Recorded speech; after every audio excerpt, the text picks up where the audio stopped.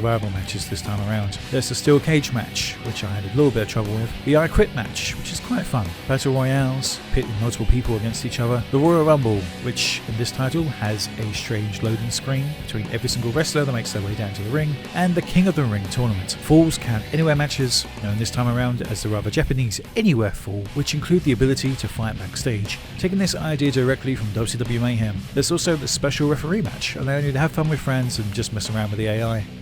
So, to start, as simplistic as this game is, there is some complexity to be found in the way each wrestler controls and their overall abilities.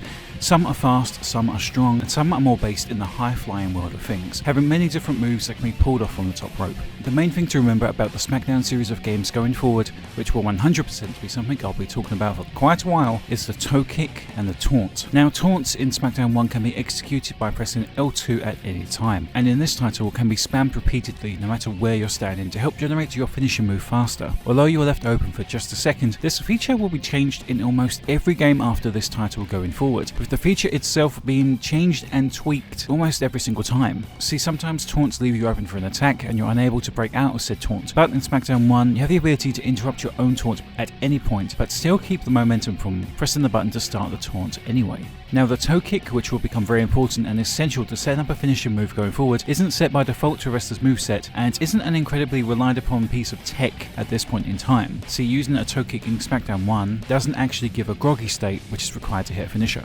It's very interesting. I'm paranoid. Do I call it X or cross? Okay. Now, X, of course, allows you to throw punches, kicks and whatever else is available, combined with the direction button to lean into whatever kind of attack you're after at the time, with a combo being possible after 3 consecutive presses of the button. Circle is your bread and button for grappling, with a simple press without any kind of direction input used to send your opponent off the ropes, leaving them open to another strike or a move that is only available when your opponent is running towards you, again offering different instances of such by combining it with a directional pad. Square is used to counter and reverse moves, as well as blocking straight up attacks and combos from your opponent, and triangle has you run a straight line, whether that be towards your opponent, out of the ring, or towards a corner of your choosing. Once there, of course, only the strike button, that being X, will have you launch towards your opponent. Now, the turnbuckles and corner of the ring can also be used as weapons, sending your opponent into a corner, then following up with strikes to juggle them before they slump down, or just using the grapple button, which normally results in a large move being executed and dealing major damage. Leaning into its extremely easy to play and arcade-like nature, the matches can also evolve into chaos, with multiple wrestlers running out to the ring and interfering in the match, with finishers already stored and can inflict major punishment given the chance to do so. Interference is set to on by default in this title and definitely adds a little bit of flavour to the gameplay as a whole, though can become somewhat tedious when the AI is too busy fighting with itself to get involved in its own match.